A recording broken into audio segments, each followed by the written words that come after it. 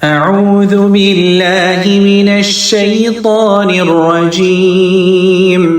بسم الله الرحمن الرحيم محمد رسول الله والذين معه أشداء على الكفار رحماء بينهم تراهم ركعا سجدا يبتغون فضلا من الله ورضوانا سيماهم في وجوههم من أثر السجود ذلك مثلهم في التوراة ومثلهم في الإنجيل كزرع أخرج شطأه فآزره فاستغلظ فاستوى على سوقه يعجب الزراع ليغيظ بهم الكفار وعد الله الذين آمنوا وعملوا الصالحات منهم مغفرة وأجرا عظيما. انشاءاللہ دعا کے ساتھ اور درود شریف کے ساتھ ہم شروع کرتے ہیں. اعوذ باللہ من الشیطان الرجیم بسم اللہ الرحمن الرحیم رب اشرح لی صدری ویسر لی امری واحلل عقدۃ من لسانی یفقهوا قولی ربنا زدنا علما اللهم فقهنا فی الدین ربی یسر ولا تعسر وتمم بالخیر. لاسٹ کلاس میں ہم نے الحمدللہ حضرت عثمان رضی اللہ تعالیٰ عنہ کے کچھ فرامین پڑھے تھے، کچھ اقوال پڑھے تھے کہ انہوں نے کس طرح سے بہت ہی حکیمانہ انداز میں کچھ اس طرح کی باتیں کہی ہیں، ایسے جملے کہے ہیں جن میں ہمارے لیے بہت سبق ہے. اور اس کے بعد ہم نے دیکھا تھا کہ انہوں نے قرآن کی آیات کے متعلق اور احادیث کے متعلق جو کچھ ارشادات ہیں ان کے اسے بھی ہم نے دیکھا تھا. اور انشاءاللہ تعالی آج حدیث کے سلسلے میں ہم مزید دیکھیں گے کہ انہوں نے کس طرح کچھ بہت اہم چیزوں کے بارے میں روایت کی ہیں احادیث، اور جن میں ہمارے لیے بہت سارے اسباق ہیں. اور انشاءاللہ اس کے بعد پھر ہم ان کے مناقب کی طرف آئیں گے. تو وضو کی جیسے پچھلے کلاس میں ہم نے دیکھا تھا کہ قرآنی تعلیم اور جو سیکھنا اور سکھانے کا جو ایک پروسیس ہے اس کے بارے میں ان کا جو ارشاد تھا، جو حدیث انہوں نے روایت کی ہے، خیرکم من تعلم القرآن وعلمہ، تم میں سب سے بہتر وہ ہے جو قرآن سیکھے اور دوسروں کو اس کی تعلیم دے. اسی طرح وضو کی اہمیت کے بارے میں سیدنا عثمان رضی اللہ تعالیٰ عنہ نے ایک حدیث روایت کی ہے. فرماتے ہیں ایک جگہ انہوں نے پہلے یہ اس طرح سے آتا ہے پورا واقعہ کہ بلات نامی ایک جگہ پر انہوں نے وضو کیا، پھر فرمایا میں تمہیں ایک حدیث سناتا ہوں، یہ میں نے رسول اکرم صلی اللہ علیہ وسلم سے سنی ہے. اگر قرآن کی آیت جس میں علم چھپانے کی وعید ہے، یعنی قرآن میں ایک ایسی آیت ہے کہ جس میں یہ بات کہی گئی کہ جس کے پاس علم ہے اور وہ اس کو چھپائے تو اس کے لیے وعید کی گئی ہے، وہ نہ ہوتی تو میں تمہیں کبھی نہ بتاتا. میں نے آپ صلی اللہ علیہ وسلم کو ارشاد فرماتے ہوئے سنا،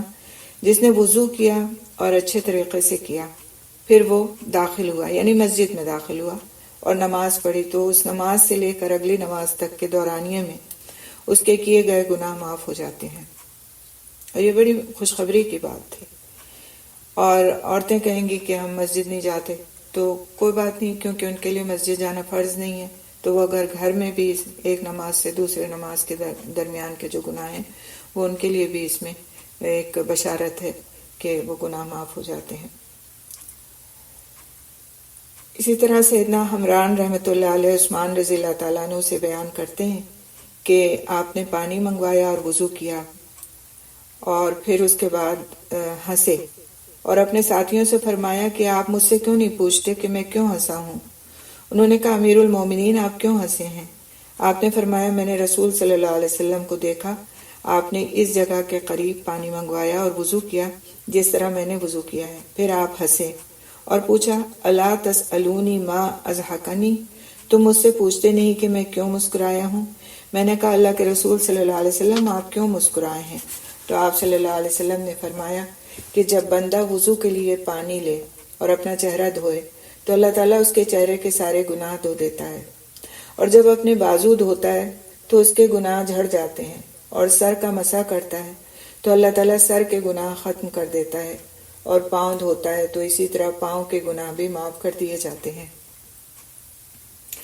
تو آپ اس پوری اگر حدیث کو دیکھیں تو اس میں کس طرح انہوں نے پہلے اتباع رسول کی، کہ تب کس طرح انہوں نے اسی جگہ پر پانی منگوایا جس جگہ آپ صلی اللہ علیہ وسلم نے پانی منگوایا تھا، پھر آپ صلی اللہ علیہ وسلم کی سنت کے مطابق اسی طرح وضو کیا جس طرح آپ صلی اللہ علیہ وسلم نے وضو فرمایا تھا، پھر اسی طرح مسکرائے بھی جیسے آپ صلی اللہ علیہ وسلم مسکرائے تھے،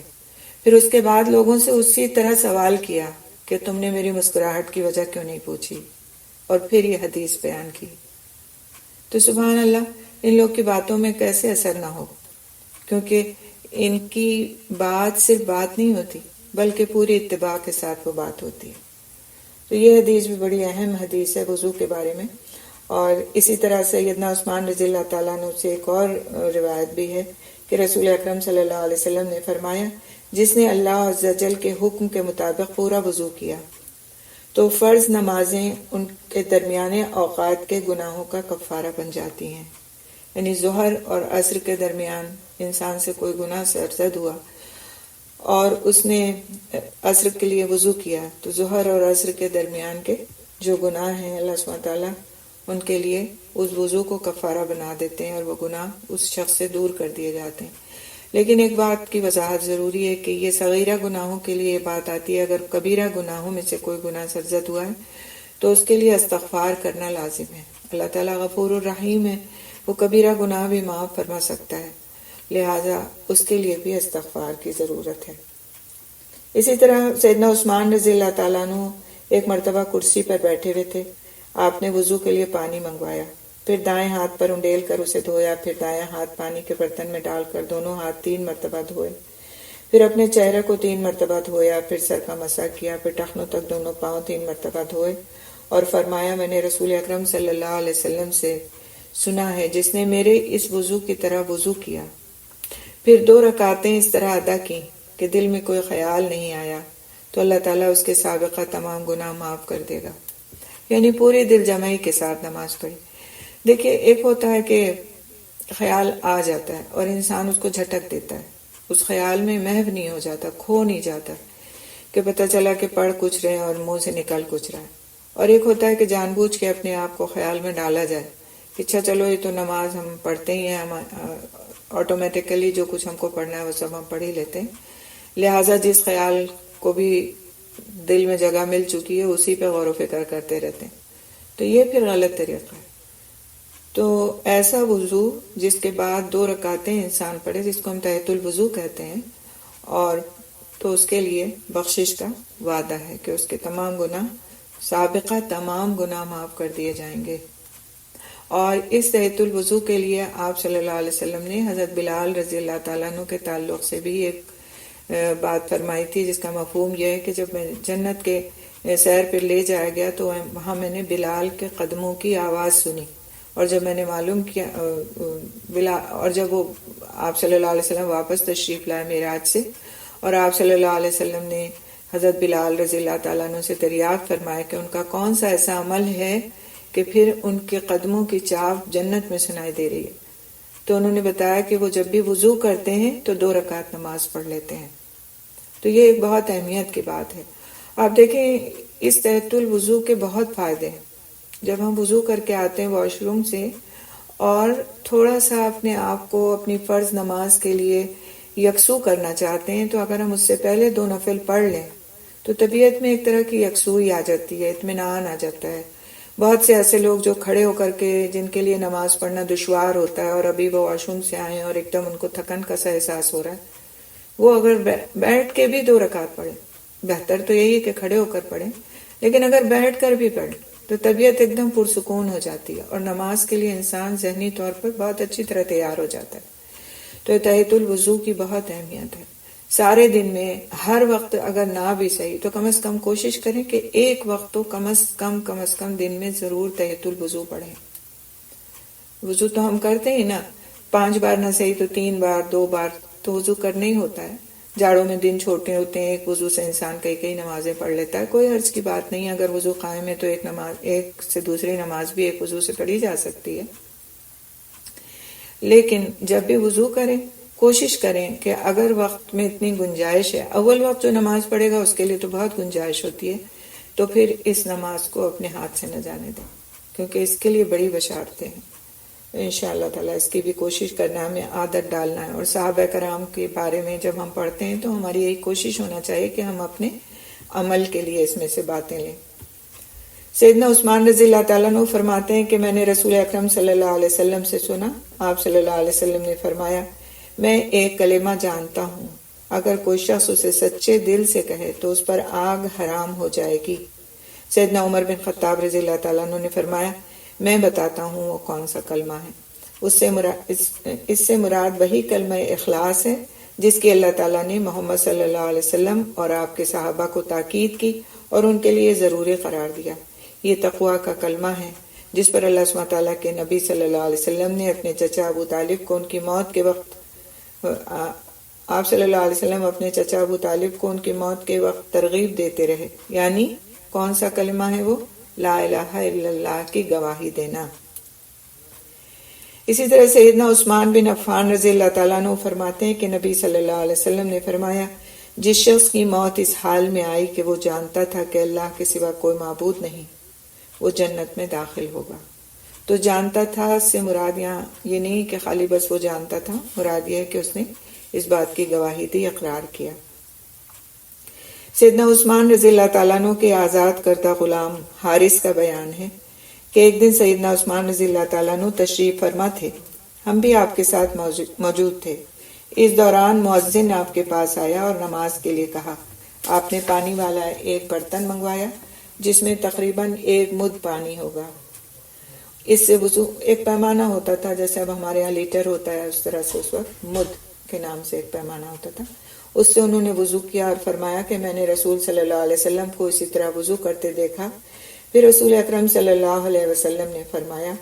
جس نے میرے اس وضو کی طرح وضو کیا پھر ظہر کی نماز پڑھی تو اس کے صبح کی نماز سے لے کر ظہر تک کے دورانیے میں کیے گئے گناہ معاف کر دیے جائیں گے. پھر عصر کی نماز پڑھی تو ظہر اور عصر کے درمیانے وقت میں کیے گئے گناہ معاف کر دیے جائیں گے. پھر نماز مغرب ادا کی تو عصر اور مغرب کے دوران کیے گئے گناہ معاف کر دیے جائیں گے. پھر عشاء کی نماز ادا کی تو عشاء اور مغرب کے درمیانے وقت میں کیے گئے گناہ معاف کر دیے جائیں گے. پھر شاید رات گناہوں میں لت پت ہو کر گزارے، پھر اگر اس نے اٹھ کر وضو کیا اور صبح کی نماز ادا کی تو عشاء سے فجر تک کے وقت میں کیے گئے گناہ معاف کر دیے جائیں گے. یہ وہ نیکیاں ہیں جو گناہوں کو ختم کر دیتی ہیں. لوگوں نے کہا، امیر المومنین یہ نیکیاں ہیں اور باقیات کیا ہیں؟ یعنی اس میں 2 چیزیں بتائی گئی نا، باقیات بھی اور نیکیاں بھی. تو باقیات کیا ہیں؟ آپ نے فرمایا، لا الہ الا اللہ، سبحان اللہ، الحمدللہ، اللہ اکبر، اور لا حول ولا قوت الا باللہ کہنا باقیات ہیں. یعنی یہ وہ نیکیاں ہیں کہ جو انسان کے اعمال میں باقی رہتی ہیں، لکھی جاتی ہیں اور ان کے مطابق اس کا بدلہ دیا جائے گا. اور آپ دیکھیں کہ یہ زبان پر کتنے ہلکے ہیں کلمے، چلتے پھرتے انسان پڑھ سکتا ہے. سبحان اللہ بھی، لا الہ الا اللہ بھی، الحمدللہ بھی، اللہ اکبر بھی، اور لا حول ولا قوت الا باللہ العلی العظیم بھی. سب کو یاد ہوتے ہیں، سب کو ان کے فضائل بھی پتہ ہیں، اور یہ اتنے آسان ہیں کہ ان کو چلتے پھرتے پڑھنا کوئی مشکل کام نہیں ہے. صرف بات کیا ہے کہ ہمیں یاد رہیں اور ہم اپنے ان اوقات کو جس میں ہم چپ کر کے رہتے ہیں، ان کلموں کو پڑھنا اپنی عادت بنائیں انشاءاللہ. رسول اکرم صلی اللہ علیہ وسلم سے جھوٹ منسوب کرنے پر زبردست وعید کے بارے میں بھی حضرت عثمان رضی اللہ تعالیٰ عنہ کی روایت ہم کو ملتی ہے. فرماتے ہیں کہ رسول اکرم سیدنا عثمان رضی اللہ تعالیٰ عنہ سے روایت ہے کہ رسول اکرم صلی اللہ علیہ وسلم نے فرمایا، من تعمد علیہ کذبا فلیتبوأ بیتا فی النار. جس نے جان بوجھ کر مجھ پر جھوٹ باندھا وہ اپنا گھر جہنم میں بنا لے۔ تو یہ بہت زبردست وعید ہے اور اس میں انسان کو بہت محتاط رہنے کی ضرورت ہے۔ اکثر ہم لوگ یہ بات کہہ دیتے ہیں کہ یہ حدیث ہے اور وہ حدیث نہیں ہوتی۔ تو اس طرح کہہ دینا کسی بھی بات کو کہ یہ حدیث ہے بغیر تحقیق کے، بغیر اس کے علم کے اس کو حدیث بتا دینا گویا کہ آپ صلی اللہ علیہ وسلم پر جھوٹ باندھنا ہے۔ اگر کوئی حدیث آپ کو واقعی معلوم ہے لیکن اس کے الفاظ آپ کو یاد نہیں ہیں اور آپ کسی کو بتانا چاہتے ہیں تو آپ یہ کہہ سکتے ہیں کہ یہ حدیث کا مفہوم ہے، یہ مت کہیں کہ یہ حدیث ہے۔ اگر حدیث آپ نے کہا ہے تو اس کا مطلب یہ ہے کہ آپ کو لفظ بلفظ وہ حدیث یاد ہو،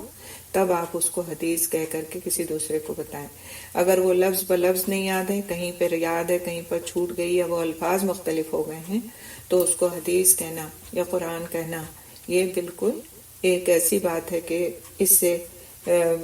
گویا اس طرح ہے جیسا کہ حدیث اور قرآن کے ساتھ جھوٹ کو منسوخ کیا جائے اور اس پر آپ صلی اللہ علیہ وسلم کی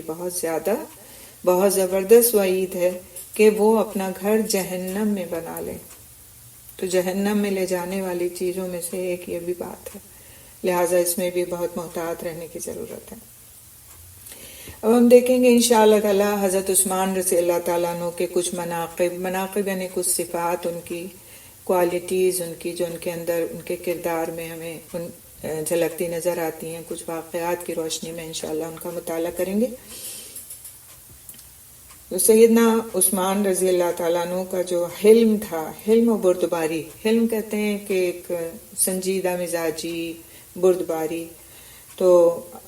ضرب المثل کی حیثیت رکھتا ہے۔ آپ اپنے اقوال، افعال، احوال میں بڑی شدت سے رسول صلی اللہ علیہ وسلم کی پیروی کرتے تھے۔ کئی واقعات آپ کے حلم اور ضبط نفس پر شاہد ہیں۔ آپ کے حلم کی سب سے اعلیٰ مثال اس وقت سامنے آئی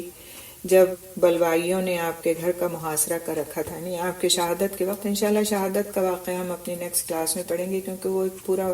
تفصیلی واقعہ ہے اور اس کا کچھ ہسٹوریکل بیک گراؤنڈ ہے، تو اس کو میں نے بالکل ایک الگ کلاس کے لیے رکھا ہے اور اس کو پھر ہم انشاءاللہ نیکسٹ کلاس میں پڑھیں گے۔ آج اس سے پہلے کی کچھ چیزیں جو اہم ہیں، تو یہاں پر یہ جو بات ہے بلوائی، تو جو لوگ اس وقت جنہوں نے بغاوت کی تھی وہ لوگ مراد ہیں۔ تو اس وقت جب ان لوگوں نے آپ کے گھر کا محاصرہ کر رکھا تھا، یعنی گھیر رکھا تھا، آپ نے انصار و مہاجرین سے فرمایا کہ مجھے میرے حال پر رہنے دو، تم اپنے گھروں کو چلے جاؤ، حالانکہ وہ دفاع کرنے کی صلاحیت رکھتے تھے۔ آپ کے حلم کی بنیاد اللہ تعالیٰ سے ملاقات کا شوق تھا۔ آپ کسی صورت میں بھی مسلمانوں کا خون بہنا گوارا نہیں کر سکتے تھے، چاہے اس کے لیے خود ان کی جان چلی جائے، کیونکہ جس وقت یہ گھراؤ کیا گیا تھا، محاصرہ کیا گیا تھا، تو اس وقت جو مہاجرین اور انصار تھے انہوں نے اس بات کی پیشکش کی تھی کہ اگر آپ کہہ دیں تو ہم ان بغاوت کرنے والوں کو یہاں سے ہٹا سکتے ہیں، لیکن حضرت عثمان رضی اللہ تعالیٰ عنہ کو یہ بات گوارا نہیں تھی کہ صرف ان کی ذات کے لیے، ان کے بچاؤ کے لیے مسلمانوں کا خون بہے اور آپس میں مسلمان ایک دوسرے سے دست و گریباں ہوں، کیونکہ بظاہر تو جن لوگوں نے محاصرہ کیا تھا وہ کفار نہیں تھے، مشرکین نہیں تھے، وہ بھی مسلمانوں کی ہی ایک جماعت تھی، بس شیطان نے جن کو بہکا رکھا تھا اور غلط خیالات ان کے دماغوں میں ڈال رکھے تھے۔ اور دوسری طرف مدینے کے وہ انصار و مہاجرین تھے جو آپ کے ساتھی تھے، تو وہ چاہتے تو ان لوگوں کو وہاں سے ہٹوا سکتے تھے، لیکن انہوں نے یہ گوارا نہیں کیا کہ ان کی ذات کی وجہ سے خون بہایا جائے۔ اسی طرح بہت زیادہ عالی ظرف اور فراخ دل تھے۔ عطا بن فروخ مولا قریش فرماتے ہیں کہ سیدنا عثمان رضی اللہ تعالیٰ عنہ نے ایک شخص سے زمین خریدی، اس نے رقم لینے میں دیر کر دی، یعنی پیسے لینے نہیں آیا۔ انہوں نے زمین خریدی اس سے اور جو بیچنے والا تھا وہ اپنے پیسے لینے نہیں آیا، کچھ دن تک نہیں آیا۔ آپ اس سے ملے اور فرمایا کیا وجہ ہے، تم اپنے پیسے لینے نہیں آئے؟ اس نے کہا آپ نے مجھے نقصان پہنچایا ہے، کیونکہ ہر شخص مجھے ملامت کر رہا ہے کہ تو نے زمین سستے داموں میں بیچ ڈالی ہے۔ تو آپ رضی اللہ تعالیٰ عنہ نے فرمایا کیا اسی وجہ سے تم پیسے لینے نہیں آئے؟ اس نے کہا ہاں۔ تو آپ رضی اللہ تعالیٰ عنہ نے فرمایا کوئی بات نہیں، آپ کی مرضی ہے، چاہیں تو آپ اپنی زمین واپس لے لیں یا اپنی رقم لے لیں، یعنی کہ اب آپ نے سودا کر دیا، بیچ تو دیا میرے ہاتھ، لیکن اگر آپ کو ایسا لگتا ہے کہ آپ کا نقصان ہو رہا ہے تو آپ اپنی زمین لے لیجیے واپس، آپ اور کسی کو بیچ دیجیے۔ اور پھر سیدنا عثمان رضی اللہ تعالیٰ عنہ نے فرمایا کہ رسول صلی اللہ علیہ وسلم کا ارشاد مبارک ہے، اللہ تعالیٰ اس شخص کو جنت میں داخل کرے جو خرید و فروخت اور اپنا حق لینے دینے میں نرمی اور فراغ دلی کا مظاہرہ کرتا ہے۔ کتنی اہم بات ہے نا، یہ معاملات سے متعلق بات ہے کہ خرید و فروخت میں اور اپنا حق لینے دینے میں نرمی اور فراغ دلی سے جو مظاہرہ کرتا ہے تو اللہ سبحانہ تعالیٰ اس شخص کو جنت میں داخل کرے گا، کیونکہ یہ معاملات ایسے ہوتے ہیں نا کہ لوگ اس میں سختی کا معاملہ کرتے ہیں۔ بس آپ نے بیچ دی تو بیچ دی، اب آپ کو نقصان ہو رہا ہے تو آپ جانیں، فائدہ ہو رہا ہے تو وہ ہمارا فائدہ ہے، ہم کیوں اب اس کو آپ کو واپس کریں۔ اس طرح کی چیزیں پیش آتی ہیں روزمرہ کے حالات میں، لہٰذا ان کا رویہ اس میں ہمارے لیے مشعل راہ ہے۔ یہ خرید و فروخت میں اعلیٰ ظرفی کی نہایت عمدہ مثال ہے۔ اس سے معلوم ہوتا ہے کہ سیدنا عثمان رضی اللہ تعالیٰ عنہ فطری طور پر نہایت کریم اور زاہد انسان تھے۔ آپ کے نزدیک زندگی کا مقصد عمدہ اخلاق کی تکمیل تھا، اور عمدہ اخلاق میں سب سے اہم وصف ایثار اور قربانی ہے۔ آپ دنیا کو عمدہ اخلاق کے لیے قربان کر دیتے تھے، لیکن دنیا کی وجہ سے اچھے اخلاق پر کبھی زد نہیں آنے دیتے تھے، اچھے اخلاق کو کبھی قربان نہیں کرتے تھے۔ آپ نے اپنی کسی بھی دنیاوی مصلحت کے خاطر لوگوں کو کبھی نقصان نہیں پہنچایا۔ اسی طرح سیدنا عثمان رضی اللہ تعالیٰ عنہ کی دیگر خوبیوں کے ساتھ ان کی ایک خوبی ان کی نرم خوئی اور نرم مزاجی بھی تھی۔ آپ رعایا کے لیے نہایت نرم مزاج اور شفیق تھے۔ آپ اس بات سے بہت محتاط رہتے تھے کہ آپ کی طرف سے کسی کو کوئی معمولی سا دکھ بھی پہنچے اور انہیں علم نہ ہونے کی وجہ سے اس کی حاجت براری نہ ہونے پائے۔ لوگوں کے دکھ درد میں شریک ہونے کے لیے ان کے حالات کا پتہ لگاتے رہتے تھے تاکہ کمزور کی مدد کر سکیں اور طاقتور سے کمزور کو اس کا حق دلا سکیں۔ عمران بن عبداللہ بن طلحہ رحمۃ اللہ علیہ فرماتے ہیں کہ سیدنا عثمان رضی اللہ تعالیٰ عنہ ایک مرتبہ فجر کی نماز کے لیے نکلے، اپنے معمول کے دروازے سے داخل ہوئے تو کوئی شخص آپ سے ٹکرا گیا۔ آپ نے فرمایا، دیکھو یہ کیا معاملہ ہے؟ لوگوں نے دیکھا کہ ایک شخص خنجر یا تلوار سے مسلح ہے۔ سیدنا عثمان رضی اللہ تعالیٰ عنہ نے اس سے پوچھا، کیا بات ہے، تم ادھر کس لیے آئے ہو؟ اس نے کہا، میں آپ کو قتل کرنا چاہتا تھا۔ آپ نے فرمایا، سبحان اللہ، آخر کیوں؟ اس نے کہا کہ یمن میں آپ کے گورنر نے مجھ پر ظلم کیا ہے۔ آپ نے فرمایا، تم نے مجھ سے اس کی شکایت کیوں نہیں کی؟ پھر اگر میں تم سے انصاف نہ کرتا یا اپنے عامل کی حمایت کرتا تب تم مجھ سے سلوک کر سکتے تھے۔ پھر آپ نے وہاں موجود لوگوں سے دریافت فرمایا کہ تمہاری اس کے بارے میں کیا رائے ہے، اس کے ساتھ کیا سلوک کیا جائے؟ لوگوں نے کہا، امیر المومنین، دشمن کو اللہ نے قابو میں دے دیا ہے، لہٰذا قتل کر دیجئے۔ آپ نے فرمایا، نہیں، بلکہ ایک بندے نے گناہ کا ارادہ کیا تو اللہ تعالیٰ نے مجھے اس سے بچا لیا۔ پھر اس شخص سے فرمایا، جاؤ کوئی ضامن لے آؤ، یعنی کوئی ایسا شخص لے آؤ جو تمہاری ضمانت لے لے کہ میری خلافت میں تم کبھی مدینے میں داخل نہیں ہوگے۔ وہ اپنی قوم کا ایک ضامن لے آیا تو آپ نے اسے چھوڑ دیا، یعنی کہ اس نے کسی کو اپنی ضمانت کے لیے پیش کر دیا کہ شخص میری ضمانت لے لے گا کہ میں مدینے میں اب کبھی نہیں آؤں گا، یہاں سے چلا جاؤں گا، تو اس نے آپ رضی اللہ تعالیٰ عنہ نے اس کی جان لینے کا اختیار رکھتے ہوئے بھی اس کو چھوڑ دیا، اس شخص کو، کہ وہ وہاں سے چلا جائے، اور قتل کا ارادہ کرنے والے پر مکمل قابو پا جانے کے بعد اسے معاف کر دینا، یہ ایک بہت بڑی دلیل ہے ان کے عفو و درگزر کی کہ کس طرح انہوں نے ایسے شخص کو معاف کر دیا جو ان کی جان کا لاگو تھا۔ اسی طرح ان میں عجز و انکسار بھی بہت زیادہ تھا۔ عبداللہ رومی کہتے ہیں کہ سیدنا عثمان رضی اللہ تعالیٰ عنہ رات کو اٹھتے تو وضو کے لیے خود ہی پانی لے لیتے۔ آپ سے کہا گیا کہ خادم کو حکم دے دیا کریں تاکہ وہ آپ کے لیے پانی وغیرہ کا بندوبست کر دے، تو آپ نے فرمایا کہ نہیں، رات کا وقت ان کے آرام کا وقت ہوتا ہے، لہٰذا میں یہ کام خود کر سکتا ہوں اور خود کر لوں گا۔ تو اسی طرح مسلمان کو چاہیے، ایک مسلمان کے لیے اس میں سبق ہے کہ اپنے ماتحتوں کا،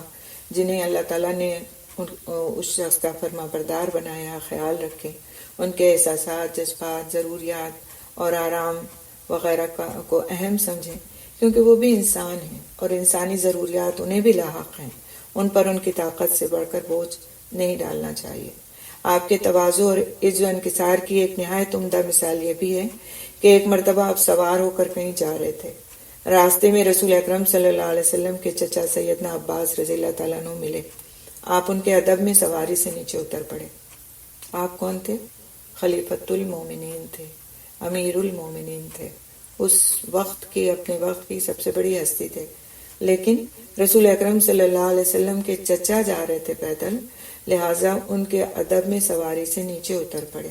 اور سیدنا عباس رضی اللہ تعالیٰ عنہ بھی حضرت عثمان رضی اللہ تعالیٰ عنہ کے مقام اور مرتبے کا خیال کرتے ہوئے احتراماً سواری سے اتر آئے۔ تو یہ احترام اور یہ ادب جو تھا، یہ ایک بہت بڑی نعمت تھا، اور اس وقت کے لوگوں میں یہ ادب موجود تھا۔ اور ہمارا دین ہمیں کیا سکھاتا ہے کہ اس شخص میں مفہوم ہے کہ اس شخص میں کوئی خیر نہیں جو اپنے بڑوں کا ادب نہ کرے اور اپنے چھوٹوں کے ساتھ شفقت کا معاملہ نہ کرے۔ اور آپ دیکھیں کہ آج کے دور میں یہ چیز واقعی مفقود ہوتی جا رہی ہے، ختم ہوتی جا رہی ہے۔ بڑوں کا ادب کرنا، چھوٹے یہ سمجھتے ہیں کہ گویا ان کی حتک ہے، بے عزتی ہے کہ وہ اپنے بڑوں کا ادب کریں، اور اسی طرح بڑے بھی ہر وقت کی ڈانٹ ٹپٹ کو اپنا شعار بنائے رہتے ہیں۔ ان کو یہ ہوتا ہے کہ گویا چھوٹے ہیں اس لیے کہ وہ ان کا کہنا مانیں، اور شفقت کا دور دور پتہ نہیں ہوتا۔ تو یہ دونوں ہی چیزیں ایسی ہیں کہ دین کے لیے انتہائی خطرناک ہیں، بڑوں کا ادب نہ کرنا اور چھوٹوں پر شفقت نہ کرنا۔ ان دونوں چیزوں کا اہتمام کرنا چاہیے۔ اگر ہمارے اندر یہ چیز نہیں ہے، ہمارے اندر اس چیز کی کمی ہے، تو ہمیں محنت کرنا چاہیے اس چیز کے اوپر کہ ہم اپنے اندر ان چیزوں کو لائیں۔ دیکھیے، باادب جو انسان ہوتا ہے نا، وہ اس کے لیے کہا گیا کہ ایسے انسان کی عمر میں برکت دی جاتی ہے۔ جو شخص باادب ہوتا ہے، ادب والا ہوتا ہے، اس کی عمر میں برکت دی جاتی ہے۔ پہلے مجھے اس چیز سمجھ میں نہیں آتی تھی کہ ایسے شخص کی عمر میں برکت کیسے ہوتی ہے جو باادب ہوتا ہے۔ ٹھیک ہے، ایک اچھی خوبی ہے، لیکن عمر میں برکت سے اس کا کیا تعلق ہے؟ لیکن جب سوچا بیٹھ کر کے اور پڑھا بھی اس کے بارے میں، تو یہ بات سامنے آئی کہ ہم جب کسی کا ادب کرتے ہیں، مؤدب ہوتے ہیں اس کے سامنے، تو وہ دل سے ہم کو دعا دیتا ہے، اور وہ دعا ہمارے لیے عمر میں برکت کا باعث بن جاتی ہے۔ اکثر آپ نے بڑوں کو کہتے ہوئے سنا ہوگا، آپ نے جا کے ان کو سلام کیا، ان کا کوئی کام کر دیا، تو وہ کیا کہتے ہیں؟ جیتے رہو، اللہ تعالیٰ تمہیں سلامت رکھے، اللہ تعالیٰ تمہاری عمر میں برکت دے۔ اس طرح کی دعائیں ملتی ہیں نا، تو یہ دعائیں اللہ تعالیٰ کے مقبول ہوتی ہیں اور انسان کی عمر میں برکت ہوتی ہے۔ لہٰذا بہت کوشش کرنا چاہیے کہ اس کی عادت بچوں میں ڈلوائیں۔ اگر وہ مؤدب نہیں ہوتے، ان کو ادب کے طور طریقے سکھائے جائیں، کیونکہ یہ بات آتی ہے، حدیث کا مفہوم ہے کہ تم میں سب سے بہترین شخص وہ ہے جو اپنے بچوں کو ادب سکھانے کے لیے اپنے گھر میں کوڑا لٹکا کر رکھے۔ یعنی اگر اس کوڑا لٹکا کر رکھنے سے مطلب یہ ہے کہ اگر اس معاملے میں ان پر سختی بھی کرنی پڑے تو سختی کی جائے، ان کو چھوڑا نہ جائے، کیونکہ بچپن میں جو عادتیں ڈیولپ ہو جاتی ہیں وہ پھر ساری زندگی باقی رہتی ہیں۔ آج جو ہمارے گھروں کے بڑے لوگ ہیں، وہ آپ دیکھیے، ان سے بھی بڑے اگر بزرگ کوئی موجود ہیں تو ان کے سامنے ان کا ادب کا لیول بالکل مختلف ہوتا ہے بنسبت ہمارے چھوٹے لوگوں کے، یعنی کہ ہماری جنریشن کے بعد والے لوگوں کا جو ادب کا لیول ہے وہ مختلف ہوتا ہے، اور اس کو وہ سمجھتے ہیں کہ گویا یہ ہمارا حق ہے، ایسے ہی آج کل کا دور ہے، ایسے ہی ہمیں کرنا چاہیے۔ لیکن حقیقت بات یہ ہے کہ ہمارا دین ہمیں جو ادب سکھاتا ہے وہی اصل ہے، اور اسی پر چلنا ایک اچھے معاشرے کے لیے ضروری ہے، ایک اچھے معاشرے کی تشکیل کے لیے ضروری ہے۔ اور آپ دیکھیں کہ ہمیشہ سب سے پہلا ادب جو ہمیں سکھایا گیا وہ اپنے والدین کا سکھایا گیا۔ والدین کے سامنے اونچی آواز میں بات کرنا، والدین کے سامنے کسی کے ساتھ برا معاملہ کرنا، ان کو کسی بھی چیز سے اذیت پہنچتی ہے اس کام کو ان کے سامنے کرنا، ان کے سامنے بے ادبی کے ساتھ بیٹھنا، بے ادبی کے ساتھ ان سے مخاطب ہونا، یہ سب ایسی چیزیں ہیں جو آج کے معاشرے میں بہت عام ہو چکی ہیں، اور اس کو لوگ سمجھتے ہی نہیں کہ یہ بھی کوئی غلطی ہے۔ جب آج اگر ہمارے بچے اس درجے میں بے ادب ہوں گے تو پھر وہ اپنے آگے آنے والوں کی کیا تربیت کریں گے؟ آج بچے استادوں کو ان کا نام لے کر کے مخاطب کرتے ہیں، حتیٰ کہ والدین تک کو ان کا نام لے کر کے مخاطب کرتے ہیں، اور اس کو وہ سمجھتے ہیں کہ ان کا رائٹ ہے، اس کی کوئی ضرورت نہیں کہ رشتوں کے احترام کے ساتھ ان ناموں کو پکارا جائے۔ ہمارے وقتوں میں تو یہ حال تھا کہ یعنی کہ ایک اور اضافی چیز بھی رشتے کے ساتھ لگائی جاتی تھی، یعنی خالی پھوپھی نہیں، پھوپھی جان، پھوپھی امی، ایک کچھ نہ کچھ ضرور جس سے ان کی عزت کا مزید اظہار ہو سکے کہ یہ ہمارے لیے کتنی اہم ہے۔ اسی طرح سے اور مختلف جو گیسچرز ہیں ادب کے، احترام کے، وہ نظر آتے ہیں اور ان کا ایک بہت اچھا امپیکٹ پڑتا ہے خاندان پہ، معاشرتی زندگی پہ، آپس کی محبتیں بڑھتی ہیں، آپس میں ایک دوسرے کے لیے خیال بڑھتا ہے، بڑوں کے دلوں میں بچوں کے لیے شفقت کا جذبہ اپنے آپ آ جاتا ہے۔ اگر آپ کسی کو احترام کے ساتھ پکاریں تو وہ آپ کو زیادہ، وہ آپ کا خیال کرے گا، آپ سے محبت کا اظہار کرے گا۔ ایسا نہیں ہو سکتا کہ بڑے کے ساتھ آپ احترام کا معاملہ کریں اور وہ آپ کے ساتھ سختی کا ہی معاملہ کرتا رہے۔ بڑا ہو یا برابر والا ہو یا چھوٹا ہو، کسی کا بھی ادب کرنا انسان کے لیے خود اس کی اپنی خوش نصیبی کو دعوت دیتا ہے، لہٰذا ان چیزوں کا بہت زیادہ خیال کرنا چاہیے، بہت زیادہ اس کا اہتمام بھی کرنا چاہیے۔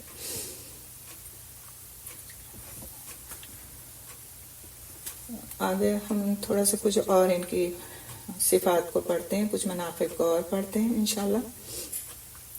تو حضرت سیدنا عثمان رضی اللہ تعالیٰ عنہ کی معروف خوبیوں میں سے ایک خوبی یہ بھی ہے کہ اللہ تعالیٰ نے ان کو حیا کے ساتھ مزین کیا تھا، بہت باحیا تھے اور خیر اور بھلائی کا مرکز، رحمت و شفقت کا منبع تھے اور بہت زیادہ حیا کرنے والے تھے۔ یعنی کہ آپ صلی اللہ علیہ وسلم کا ایک واقعہ بھی ہم نے پچھلی کلاسز میں پڑھا کہ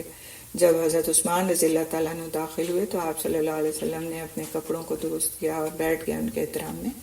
اور اس طرح سے فرمایا کہ جس سے فرشتے حیا کرتے ہیں اس سے میں کیوں نہ حیا کروں۔ تو یہ ان کے خوبیوں میں سے ایک بہت نمایاں خوبی تھی۔ اسی طرح بہت زیادہ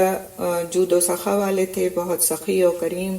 تھے، اور آپ کی سخاوت کے جو واقعات اور اثرات ہیں وہ تاریخ اسلام کا ایک بہت سنہری باب ہے۔ ہم نے اس سے پہلے کچھ واقعات پڑھے بھی، جس میں غزوہ تبوک میں مجاہدین کی تیاری اور مسلمانوں کے لیے بیر روما کی خریداری، رسول اکرم صلی اللہ علیہ وسلم کے دور میں مسجد نبوی کی توسیع اور عہد صدیقی میں قحط سالی کے دوران پورے قافلے کے غذائی سامان کی فقراء میں تقسیم، یہ ہم پڑھ چکے ہیں، اس کا ذکر پڑھ چکے ہیں۔ اسلام لانے کے بعد آپ ہر جمعے کو ایک غلام یا لونڈی آزاد کرتے تھے، ہر جمعے کو ایک غلام یا ایک لونڈی آزاد کرتے تھے۔ آپ کے آزاد کردہ غلاموں کی تعداد تقریباً 2400 ہے، 2400 یعنی تقریباً 2500 کے قریب۔ بیان کیا جاتا ہے کہ سیدنا طلحہ بن عبید اللہ جو خود بہت بڑے سخی تھے، ان کے ذمے سیدنا عثمان رضی اللہ تعالیٰ عنہ کے 50,000 درہم تھے۔ ایک دن سیدنا طلحہ رضی اللہ تعالیٰ عنہ نے کہا آپ کی رقم کا بندوبست ہو گیا، لہٰذا آپ اپنی رقم لے لیں۔ سیدنا عثمان رضی اللہ تعالیٰ عنہ نے فرمایا کہ وہ رقم آپ ہی کی ہے، اسے آپ اچھے کاموں میں لگا دیں، اور یعنی کہ وہ قرض اپنا انہوں نے معاف کر دیا۔ تو جود و سخا کی عظیم خوبی میں سیدنا عثمان رضی اللہ تعالیٰ عنہ کی شخصیت ہمیں منفرد نظر آتی ہے۔ آپ نے اپنا مال اللہ کے دین کی خدمت، اسلامی سلطنت کی تعمیر و ترقی، جہاد فی سبیل اللہ اور معاشرتی کاموں میں اللہ کی خوشنودی حاصل کرنے کے لیے خرچ کر دیا، اور اس میں کبھی بخل سے کام نہیں لیا۔ اسی طرح سیدنا عثمان رضی اللہ تعالیٰ عنہ کا شمار بہادر صحابہ کرام رضی اللہ تعالیٰ عنہ مجمعین میں ہوتا ہے، جس طرح انہوں نے غزوہ احد میں بہادری کے جوہر دکھایا، جس طرح صلح حدیبیہ اور بیعت رضوان کے موقع پر ان کی بہادری نظر آتی ہے کہ کفار کے درمیان بے جھجک چلے گئے، اور اسی طرح سے ہمیں اس وقت نظر آتی ہے ان کی یہ بہادری جب ان کے گھر کا محاصرہ کر لیا گیا اور آخر میں ان کی شہادت کا واقعہ پیش آیا، لیکن انہوں نے کسی بھی طرح اس بات پہ کمپرومائز نہیں کیا کہ مسلمانوں کا خون بہے ان کی ذات کے لیے۔ تو یہ ایک بہادری کی مثال ہے، اپنے موقف پر ڈٹے رہے، اور کوئی بات انہوں نے دوسروں کی اس مسئلے میں قبول نہیں کی۔ بہت لوگوں نے ان کو چاہا کہ سیو کر لیں، ان کو مدینے سے باہر نکال دیں، مکے پہنچا دیں، کہیں ایسی جگہ پہنچا دیں جہاں ان کی حفاظت ہو سکتے ہو، لیکن انہوں نے کسی بات کو اختیار نہیں کیا اور کہا کہ بزدل شخص کبھی یہ موقف، بزدل اگر کوئی ہے تو یہ موقف اختیار کر سکتا ہے، لیکن ایک مجاہد، ایک بہادر انسان کے شایان نشان یہ باتیں نہیں ہیں۔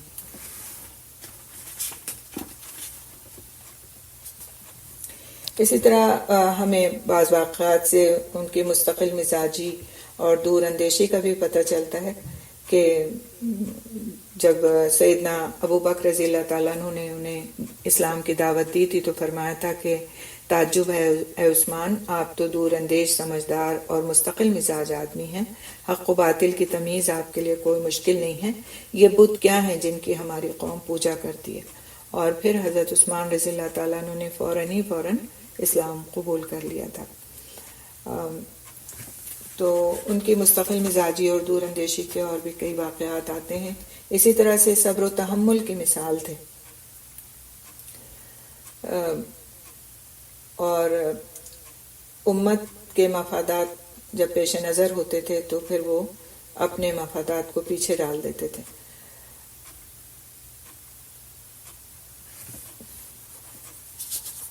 اور اس کے لیے بھی ہمیں ان کی شہادت کے وقت کا واقعہ اگر ہم دیکھیں تو اس میں ہمیں بہت سبق نظر آتا ہے۔ شیخ الاسلام ابن تیمیہ رحمۃ اللہ علیہ فرماتے ہیں کہ یہ بات تواتر سے معلوم ہے کہ سیدنا عثمان رضی اللہ تعالیٰ عنہ لوگوں کے خون کے بارے میں حد درجے محتاط تھے کہ کسی کا بیجا خون نہیں بہاتے تھے۔ آپ توہین آمیز رویہ اختیار کرنے والوں اور قتل کا ارادہ رکھنے والوں کے بارے میں بھی نہایت صبر کا مظاہرہ فرماتے رہے، حتیٰ کہ جب بلوائیوں نے آپ کو قتل کرنے کی غرض سے آپ کا محاصرہ کر لیا تو مسلمان آپ کے پاس مدد کرنے اور خارجیوں سے لڑائی کرنے کی اجازت طلب کرنے آئے۔ آپ نے انہیں لڑائی سے روک دیا اور فرمایا، بہت اہم ان کے جملے ہیں، آپ نے انہیں لڑائی سے روک دیا اور فرمایا، جو میرا فرما بردار ہے وہ ہرگز لڑائی نہ کرے۔ آپ کو مشورہ دیا گیا کہ آپ مکے چلے جائیں۔ آپ نے فرمایا، میں حرم کی بے حرمتی کا سبب نہیں بننا چاہتا، یعنی اگر میں وہاں گیا اور وہاں جھگڑا ہوا، لڑائی ہوئی تو گویا وہ حرم کی بے حرمتی ہوگی۔ لوگوں نے کہا آپ شام چلے جائیں،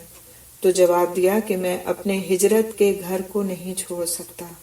یعنی مدینہ میں ہجرت کر کے آیا اور یہ میرا دار الہجرہ ہے، میں اس کو نہیں چھوڑ سکتا۔ لوگوں نے کہا پھر ان سے قتال کیجئے، یعنی جو آپ پر چڑھ کر کے آ گئے ان سے آپ قتال کیجئے۔ تو فرمانے لگے کہ میں امت محمد صلی اللہ علیہ وسلم میں سب سے پہلے لڑائی بھڑکانے والا نہیں بننا چاہتا۔ سبحان اللہ،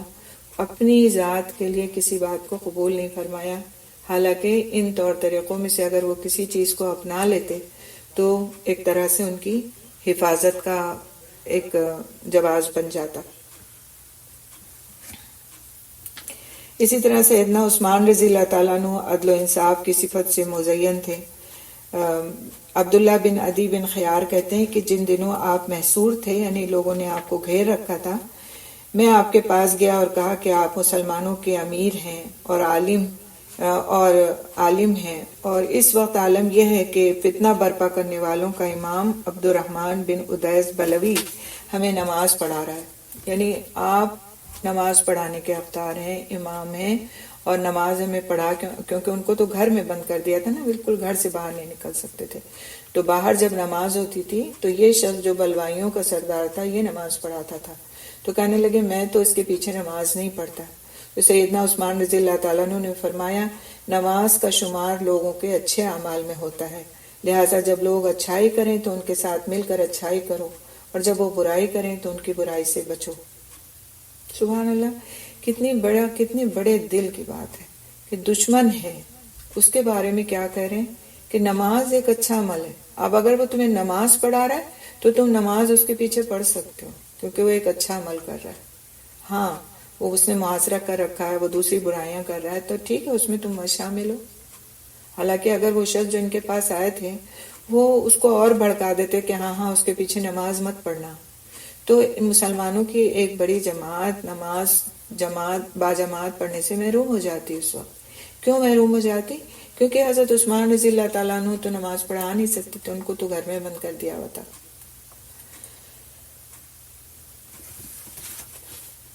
اسی طرح ابن شبہ بیان کرتے ہیں کہ ایک دن سیدنا عثمان رضی اللہ تعالیٰ عنہ اپنے غلام کے پاس گئے، وہ اونٹنی کو چارہ ڈال رہا تھا۔ آپ نے اس کی کوئی کوتاہی دیکھی تو ناپسندیدگی کا اظہار کرتے ہوئے اس کا کان مروڑ دیا، پھر شرمندہ ہوئے تو غلام سے کہا کہ بدلہ لے لو۔ غلام نے انکار کیا تو اسے بدلہ لینے پر مجبور کیا، بالا آخر اس نے آپ کا کان پکڑ کر مروڑا۔ سیدنا عثمان رضی اللہ تعالیٰ عنہ نے فرمایا کہ سختی سے پکڑو، حتیٰ کہ جب آپ کو اندازہ ہو گیا کہ اس نے اپنا بدلہ لے لیا ہے تو فرمایا آخرت کے قصاص سے یہ قصاص بہتر ہے، یعنی آخرت کے بدلے سے یہاں دنیا میں یہ بدلہ لینا بہتر ہے۔ سیدنا عثمان رضی اللہ تعالیٰ عنہ شرعی عبادات نہایت کوشش اور خوبی سے بجا لاتے تھے، نہایت کوشش اور خوبی سے بجا لاتے تھے۔ سیدنا عبداللہ بن عباس رضی اللہ تعالیٰ عنہ اللہ تعالیٰ کے اس فرمان کے بارے میں بتاتے ہیں، کیا کون سا فرمان ہے یہ؟ امن ہوا قانت آناء اللیل ساجدا وقائما یحذر الآخرۃ ویرجو رحمت ربہ، کیا یہ مشرک بہتر ہے یا وہ جو رات کی گھڑیوں میں سجدہ کرتے اور قیام کرتے ہوئے عبادت و فرما برداری کرتا ہے جبکہ وہ آخرت سے ڈرتا اور اپنے رب کی رحمت کی امید رکھتا ہے، رب کی رحمت کی امید بھی رکھتا ہے۔ اور اسی طرح دوسری جگہ یہ فرمان هل يستوي هو ومن يأمر بالعدل وهو على صراط مستقیم، کیا وہ اس شخص کے برابر ہو سکتا ہے جو عدل کا حکم دیتا ہے اور وہ صراط مستقیم پر بھی ہے۔ تو سیدنا عباس رضی اللہ تعالیٰ عنہ، عبداللہ بن عباس رضی اللہ تعالیٰ عنہ اللہ تعالیٰ کے ان دونوں فرمانوں کے بارے میں فرماتے ہیں کہ اس میں سیدنا عثمان رضی اللہ تعالیٰ عنہ کی طرف اشارہ ہے، سیدنا عثمان رضی اللہ تعالیٰ عنہ کی طرف اشارہ ہے۔ سیدنا عثمان رضی اللہ تعالیٰ عنہ کا معمول تھا کہ جمعے کی رات کو قرآن کا آغاز فرماتے تھے اور جمعرات کی رات کو یعنی اگلی یعنی جمعے کے بعد ہفتہ اتوار پیر منگل بدھ اور پھر جب جمعرات آتی تھی جمعرات کی رات کو قرآن ختم کرتے تھے، یعنی آلموسٹ 1 ویک میں 1 قرآن پڑھ لیتے تھے۔ سیدنا عثمان رضی اللہ تعالیٰ عنہ کثرت سے روزے رکھتے اور رات کا اکثر حصہ قیام میں گزارتے تھے۔ آپ کے خطبے کا ایک چھوٹا سا یہ ٹکڑا ہے جو آپ کے سامنے رکھوں گی۔ اے لوگو تقوی اختیار کرو، اللہ کا تقوی غنیمت ہے، سب سے زیادہ دانا وہ ہے یعنی عقل مند وہ ہے جو اپنے آپ کو سنوار لے، موت کے بعد کی زندگی کے لیے محنت کر لے، اللہ کے نور سے قبر کے لیے روشنی کا سامان کر لے اور اس بات سے ڈرے کہ کہیں اللہ اسے بصارت کے باوجود روز قیامت اندھا نہ کر دے۔ اور روز قیامت اندھا کون اٹھنے والا ہے؟ جو اللہ تعالیٰ کے احکام سے روگردانی کرتا ہے اپنی اس دنیا میں، وہ اللہ تعالیٰ کے احکامات سے اس دنیا میں اندھا بنا رہتا ہے، لہٰذا روز قیامت پھر وہ اندھا اٹھایا جائے گا۔ اور جب وہ پوچھے گا کہ دنیا میں تمہیں دیکھتا تھا تو اس کو بتایا جائے گا کہ دنیا میں تو میرے احکام سے اسی طرح سے اندھا بنا رہتا تھا کہ گویا تو انہیں نہیں دیکھ رہا ہے، لہٰذا آج تجھے اندھا کر کے اٹھایا گیا۔ اللہ تعالیٰ محفوظ رکھے ہم کو ایسے حالات سے۔ سیدنا عثمان رضی اللہ تعالیٰ عنہ سے یہ قول بھی منقول ہے کہ اگر میں جنت اور دوزخ کے درمیان ہوں اور مجھے علم نہ ہو کہ میرا ٹھکانہ کون سا ہے تو میں خواہش کروں گا کہ اپنے ٹھکانے کا علم ہونے سے پہلے مٹی ہو جاؤں، یعنی کہ اتنا خوف زدہ ہوں کہ اگر میں دونوں کے درمیان کھڑا ہوں تو مجھے پتہ نہیں ہوگا کہ اور مجھے پتہ نہیں کہ میں کدھر جانے والا ہوں، تو میری تمنا ہوگی کہ میں مٹا دیا جاؤں اس سے پہلے کہ میرے بارے میں کوئی اعلان نہ ہو، ایسا نہ ہو کہ میرے لیے اعلان ہو جائے کہ میں دوزخ میں جانے والا ہوں۔ خوف کی وجہ سے یہ بات کہتے تھے۔ آپ جب آخرت کا تذکرہ فرماتے تو جسم پر کپ کپی طاری ہو جاتی، روح مضطرب ہو جاتی اور آنسوؤں کی جھڑی لگ جاتی۔ جب قبر اور حشر کے حالات اور حساب کتاب کا تصور فرماتے تو آپ پر لرزہ طاری ہو جاتا تھا۔ سیدنا عثمان رضی اللہ تعالیٰ عنہ کے آزاد کردہ غلام ہانی بیان کرتے ہیں کہ سیدنا عثمان رضی اللہ تعالیٰ عنہ جب کسی قبر کے پاس سے گزرتے تو اس قدر روتے تھے کہ داڑھی بھیگ جاتی۔ آپ سے کہا گیا کہ جنت اور جہنم کا تذکرہ ہوتا ہے تو آپ نہیں روتے، لیکن قبر کے پاس آپ روتے ہیں۔ کہنے لگے رسول اکرم صلی اللہ علیہ وسلم نے فرمایا بے شک قبر آخرت کی منزلوں میں سے پہلی منزل ہے، اگر انسان اس سے نجات پا گیا تو اس کے بعد والا معاملہ اس سے آسان ہوگا، اور اگر اس کے عذاب سے نہ بچ سکا تو اس کے بعد کے مراحل اس سے بھی زیادہ سخت ہیں۔ مزید فرمایا رسول اکرم صلی اللہ علیہ وسلم کا یہ بھی فرمان ہے، اللہ کی قسم میں نے جتنے بھی مناظر دیکھے ہیں ان میں قبر سب سے بڑھ کر پریشان کن ہے۔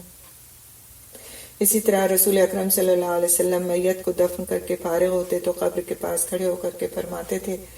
اپنے بھائی کے لیے استغفار کرو اور ثابت قدمی کی دعا کرو، کیونکہ اس سے اب پوچھ گچھ ہو رہی ہے۔ تو اس طرح کی چیزیں ان کو، اس طرح کی احادیث یاد تھیں، اور اس کی بنیاد پر ان کے اندر حد سے زیادہ خوف و خشیت تھا قبر کے بارے میں، حشر کے بارے میں اور قیامت کے بارے میں۔ اسی طرح یہ بات معروف ہے کہ حضرت عثمان رضی اللہ تعالیٰ عنہ کا شمار بہت بڑے سرمایہ داروں اور اہل ثروت میں ہوتا تھا۔ اس کے باوجود آپ کے بارے میں ایسے واقعات ملتے ہیں جو آپ کے زہد پر دلالت کرتے ہیں۔ حمید بن نعیم کا بیان ہے کہ سیدنا عمر اور سیدنا عثمان رضی اللہ تعالیٰ عنہ کسی دعوت پر مدعو تھے، چنانچہ دونوں نکلے۔ سیدنا عثمان رضی اللہ تعالیٰ عنہ نے سیدنا عمر رضی اللہ تعالیٰ عنہ سے فرمایا بہتر تھا کہ ہم اس دعوت پر نہ جاتے۔ سیدنا عمر رضی اللہ تعالیٰ عنہ نے پوچھا وہ کس لیے؟ فرمایا مجھے خدشہ ہے کہ اس دعوت کی بنیاد کہیں فخر و مباحات پر نہ ہو، یعنی مجھے اندیشہ ہے کہ جو دعوت کی جا رہی ہے یہ صرف فخریہ طور پر نہ کی جا رہی ہو، لہٰذا میں سوچتا ہوں کہ مجھے نہیں جانا چاہیے تھا اس دعوت میں۔ تو ان کی یہی سوچ تھی کہ جس نے انہیں دنیا کے جاہ و جلال کے خاطر مال خرچ کرنے سے دور کر رکھا تھا، اور دین کے معاملے میں مال خرچ کرنا اور جود و سخا کرنا ان کے لیے آسان کر رکھا تھا۔ ایک اور واقعے سے بھی اس کا اندازہ ہوتا ہے۔ ہمدانی رحمۃ اللہ علیہ کا بیان ہے کہ انہوں نے سیدنا عثمان رضی اللہ تعالیٰ عنہ کو ان کے دور خلافت میں دیکھا کہ آپ خچر پر سوار تھے اور پیچھے آپ کا غلام نائل بھی سوار تھا۔ سواری کیا تھی؟ خچر، کوئی عمدہ نسل کا گھوڑا نہیں تھا، اونٹ نہیں تھا، اور پھر پیچھے سوار کون تھا؟ آپ کا غلام، یعنی انسانی مساوات کا ایک بہترین نمونہ۔ ہمدانی رحمۃ اللہ علیہ فرماتے ہیں کہ میں نے سیدنا عثمان رضی اللہ تعالیٰ عنہ کو ان کے دور خلافت میں مسجد میں چادر اوڑھے سوئے ہوئے دیکھا، کوئی دربان ان کے پاس نہ تھا، حالانکہ آپ امیر المومنین تھے۔ شرحبیل بن مسلم رحمۃ اللہ علیہ کہتے ہیں کہ سیدنا عثمان رضی اللہ تعالیٰ عنہ لوگوں کو شاہانہ کھانا کھلاتے، یعنی بہت عمدہ کھانا کھلاتے،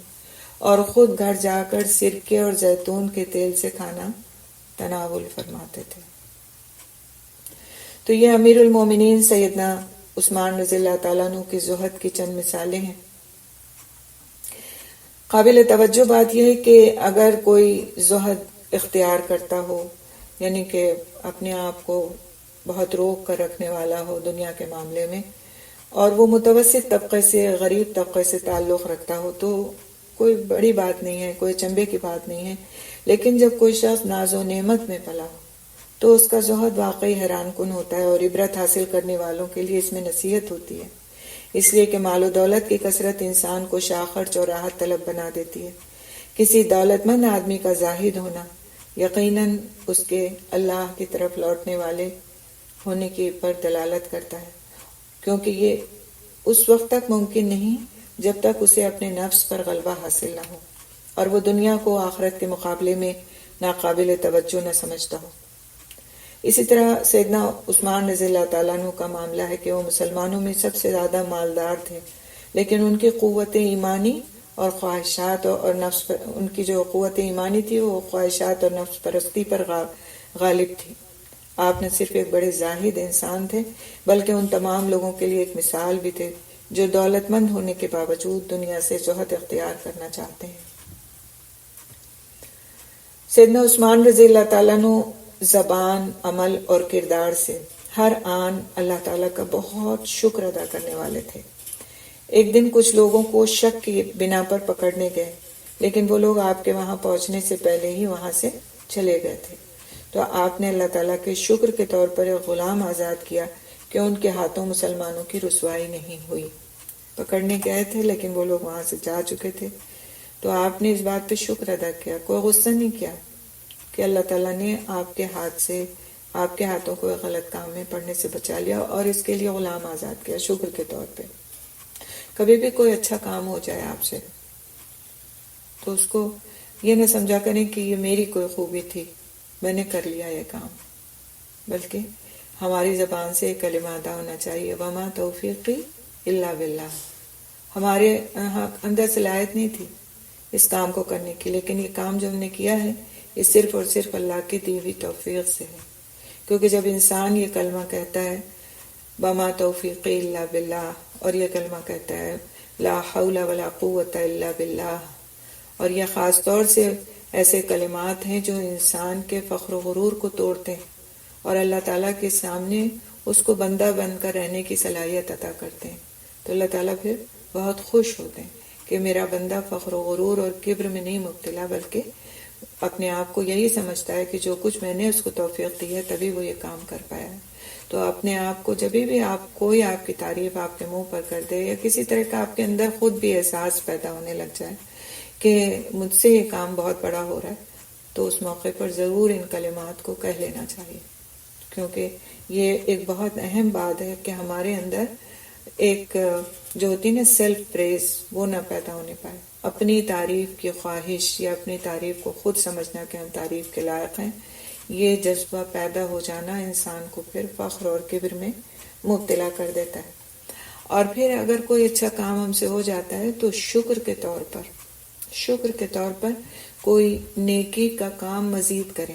مثال کے طور پر صدقہ کچھ کر دیں کہ آج اللہ تعالیٰ نے میرے ہاتھ سے فلاں اچھا کام کرا لیا، لہٰذا شکر کے طور پر میں یہ صدقہ کرتی ہوں، شکر کے طور پر 2 نفل پڑھ لیں، شکر کے طور پر جا کر سجدہ شکر کر لیں۔ اور سجدہ شکر کرنے کا طریقہ کیا ہے کہ اللہ اکبر کہہ کے آدمی سجدے میں جائے، سجدے کی تسبیحات پڑھے اور اس کے بعد اللہ اکبر کہہ کر کے ختم کر دے اس کو۔ 1 سجدہ کر لیں، 2 کر لیں، ہر نماز کے بعد کر لیں،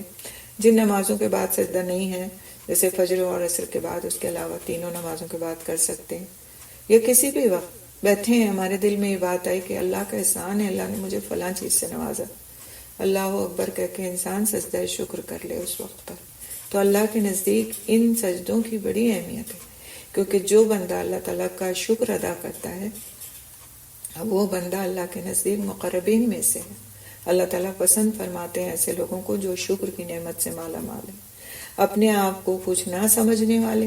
اور اپنی جتنی بھی توفیق ملی ہے اس کو اللہ تعالیٰ کی طرف سے سمجھنے والے ہی سجدہ شکر ادا کر سکتے ہیں، ورنہ کسی بھی کام کو، اچھے کام کو یہ سمجھنا کہ ہمارے ذریعے سے ہوا ہے اور اس میں اللہ تعالیٰ کا شکر ادا نہ کرنا، پھر انسان کو شیطان کے ہاتھ کا کھلونا بنا دیتا ہے۔ اللہ تعالیٰ ہم سب کو محفوظ رکھے اس تکبر سے۔ اسی طرح سیدنا عثمان رضی اللہ تعالیٰ عنہ نہایت شفیق اور محب انسان تھے، یعنی لوگوں سے محبت کرنے والے اور شفقت کرنے والے انسان تھے۔ آپ مسلمانوں کے احوال اور مشکلات کے خبرگیری کرتے تھے، غیر موجود احباب کے گھر والوں کو اطمینان دلاتے تھے، یعنی جو لوگ کہیں لشکر ان کے ساتھ گئے ہوئے ہیں یا اور کسی مسئلے کی وجہ سے اپنے گھر والوں سے دور ہیں تو ان کے گھر والوں کی بھی خبرگیری کرتے تھے، ان کو اطمینان دلاتے تھے۔ اسی طرح کوئی نیا شخص آتا تھا مدینے میں اور آپ کے پاس لایا جاتا تھا یا وہ خود آتا تھا، اس کو تسلی دیتے تھے، مریضوں کی تیمارداری فرمایا کرتے تھے۔ اسی طرح وہ جمعے کے دن نکلتے اور ممبر پر آپ بیٹھ جاتے، مؤذن اذان کہتا اور آپ خطبے کے دوران لوگوں سے آنے جانے والوں اور مریضوں کا حال دریافت فرماتے تھے۔ سیدنا عثمان رضی اللہ تعالیٰ عنہ عوام کا بہت خیال رکھتے تھے، ضرورت مندوں کو ان کی ضرورتوں کا سامان بہم پہنچاتے اور چھوٹے بچوں کے لیے بیت المال سے وظائف دیتے تھے۔ عروہ بن زبیر رضی اللہ تعالیٰ عنہ فرماتے ہیں کہ میں نے سیدنا عثمان رضی اللہ تعالیٰ عنہ کا دور خلافت دیکھا، اس میں ہر شخص کو اللہ کے مال یعنی بیت المال سے حصہ ملتا تھا۔ بیت المال میں جو کچھ جمع ہوتا تھا، بہت غنیمتیں آتی تھیں، بہت خراج کا پیسہ آتا تھا، کیونکہ اسلامی حکومت دور دور تک پھیل گئی تھی۔ حضرت عمر رضی اللہ تعالیٰ عنہ نے جتنے سال حکومت کی، تقریباً 10 سال سے کچھ اوپر، تو اسلامی حکومت اسی دور میں بہت پھیل گئی تھی۔ اور پھر اس کے بعد حضرت عثمان رضی اللہ تعالیٰ عنہ نے تقریباً 12.5 سال خلافت کی، تو اسلامی حکومت جو تھی مزید ایکسپینڈ ہو گئی تھی، تو بہت کچھ آتا تھا بیت المال میں اور بہت مال اکٹھا ہوتا تھا، اور اس کو صرف جمع کر کے نہیں رکھتے تھے بلکہ اس کو وہ مسلمانوں میں بہت ہی ڈسپلن طریقے سے اس کی تقسیم فرماتے تھے۔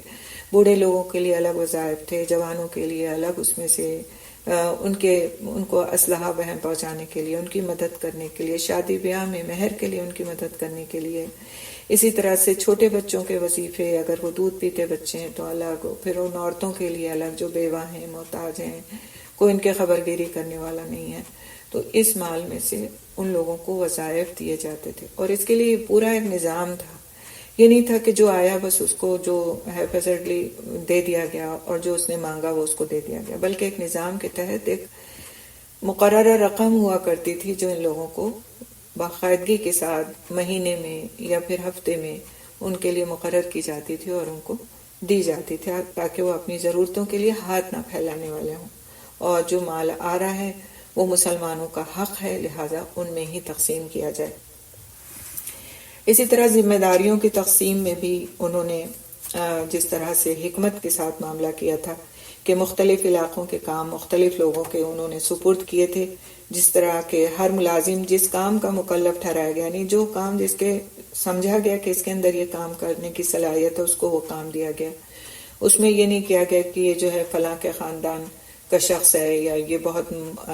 معتبر قبیلے کا شخص ہے لہٰذا اس کو تو گورنر بنا دیا جائے اور باقی کو اس کے ماتحت کر دیا جائے. اس طرح نہیں، بلکہ انہوں نے لوگوں کو ان کی صلاحیتوں کے مطابق ذمہ داریاں دی تھیں. اور جس طرح سے رسول اکرم صلی اللہ علیہ وسلم اور ان کے بعد خلفائے راشدین نے اس پر عمل کیا تھا، حضرت ابو بکر عمر رضی اللہ تعالیٰ عنہ نے، انہوں نے بھی اسی نظام کو اپنایا تھا.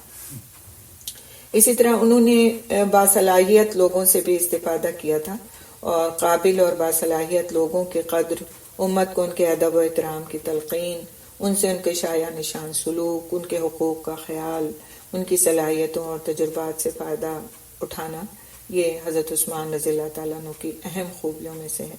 انہی خوبیوں نے سلف صالحین رحمۃ اللہ علیہ کو دنیا میں اقتدار اور عزت و شرف سے نوازا تھا. سیدنا عثمان رضی اللہ تعالیٰ عنہ میں بھی یہ خوبی نمایاں تھی. اس کا اندازہ سیدنا زید بن ثابت رضی اللہ تعالیٰ عنہ اور ان کے جو ساتھی تھے ان سے ایک ہی قرأت پر قرآن جمع کرنے میں ان کی صلاحیتوں سے استفادہ کرنے سے ہوتا ہے. تو اس کا یہ واقعہ بھی انشاءاللہ تعالی ہم ایک بالکل الگ سیپریٹ کلاس میں پڑھیں گے کہ کس طرح سے، یا اگر گنجائش بنی کہ شہادت والے واقعے کے ساتھ ہم اس کو پڑھیں تو ہم انشاءاللہ اس کے ساتھ شامل کریں گے، ورنہ تو پھر مزید کلاس ہم اس کے سلسلے میں رکھیں گے. کیونکہ یہ جو حضرت عثمان رضی اللہ تعالیٰ عنہ کی خوبی ہے یا ان کا کام ہے، یہ بڑا اہم کام ہے. آج ہم کہتے ہیں نا عثمانی مصحف، تو اس سے ہماری کیا مراد ہے، اس کام کو انہوں نے کس طرح انجام دیا، اس کام میں کیا کیا کیا گیا، کس طرح سے کچھ لوگوں نے اس کام کو ان کے حق میں ایک طرح سے غلط ثابت کرنے کی کوشش کی، وہ کون لوگ ہیں، اور اس کام کو انہوں نے کتنی اہمیت کے ساتھ کیا اور کن لوگوں کے سپرد کیا جو واقعی اس کے اہل تھے. اور یہ واقعی ایک ایسا باب ہے کہ قرآن پڑھنے والے کو یا قرآن کے اسٹوڈنٹ کو اس کے بارے میں معلومات ضروری ہیں. قرآن کو کس طرح اکٹھا کیا گیا، رسول اکرم صلی اللہ علیہ وسلم کے زمانے میں قرآن کس طرح تھا، حضرت ابو بکر عمر رضی اللہ تعالیٰ عنہ نے اس کے لیے کیا کارنامے انجام دیے، اور پھر حضرت عثمان رضی اللہ تعالیٰ عنہ نے اس پر کتنی محنت کی، لوگوں کی باتیں سنی، اس کے باوجود قرآن کو ایک قرأت پر اس طرح جمع کیا جو آج بھی موجود ہے اور آج بھی اسی پر لوگ قائم ہیں، اور امت متحد ہے قرآن کے اس نسخے پر اور قرآن کی اس قرأت پر. تو یہ کس کے نتیجے میں عمل میں آئی تھی یہ بات، کیوں انہوں نے صاحب استعداد لوگوں پر بھروسہ کیا تھا. انہوں نے ہر ایک کے سپرد یا ہر کسی کے کو اس کا منصب یا عہدہ یا مال دیکھتے ہوئے اس کام کا اہل نہیں سمجھا تھا، بلکہ جو اہل تھا اس کو ہی اس کام کو کرنے کے لیے کہا تھا، اور اس کے مددگار بھی انہوں نے فراہم کیے تھے اس استعداد کے کہ جو اس کام کو کر سکیں. لہٰذا یہ ایک اہم کام تھا، اور ان کی ایک بہت بڑی صلاحیت تھی کہ انہوں نے جس شخص کو اس لائق سمجھا اس کے سپرد یہ کام کیا، کیونکہ ایک بہت بڑی ذمہ داری تھی. قرآن کو اکٹھا کرنا، اس کی تدوین، اس کے سارے معاملات کو دیکھنا، یہ کوئی معمولی کام نہیں تھا، کیونکہ اس پر امت کے اتحاد کی بنیاد تھی. لہٰذا انہوں نے بڑی اہمیت کے ساتھ اس کام کو کیا. انشاءاللہ تعالیٰ ہم اپنی نیکسٹ کلاس میں اس کے بارے میں پڑھیں گے. آج وقت اتنا نہیں ہے، وہ مکمل نہیں ہو پائے گا، ایک نیا ٹاپک، تو انشاءاللہ تعالیٰ اس کو ہم دیکھیں گے نیکسٹ کلاس میں. یہیں پر ہم رکتے ہیں. تو اللہ تعالیٰ سے دعا ہے کہ آج ہم نے جن مناقب کے بارے میں پڑھا ہے حضرت عثمان رضی اللہ تعالیٰ عنہ کہ اللہ تعالیٰ ہمیں ان کو اپنی زندگی میں لانے کی توفیق نصیب فرمائے، اس کی اہمیت ہماری زندگیوں میں نصیب فرمائے، اور ہمیں اس کا اپنے گھروں میں تذکرہ کرنے والا اور خاص طور سے اپنے بچوں کے سامنے اس کو دہرانے والا بنائے، تاکہ وہ بھی اس اہمیت کو سمجھیں اور ان کی نظر میں بھی یہ جو ہمارے بزرگ ہیں یا ہمارے اسلاف ہیں، ہمارے خلفائے راشدین ہیں، حقیقت میں ان کا رول ماڈل یہی بنے، بجائے اس کے کہ وہ دنیا میں الٹے سیدھے لوگوں کو اپنا رول ماڈل بنانے والے ہوں۔ اللہ تعالیٰ ہم سب کی حفاظت فرمائے اور ہمیں ان کے نقش قدم پر چلنے کی توفیق دے۔ سبحان اللہ بحمدہ، سبحانک اللہم بحمدک، نشہد ان لا الہ الا انت، نستغفرک نستغفرک نستغفرک، نتوب الیک۔ السلام علیکم ورحمۃ اللہ وبرکاتہ۔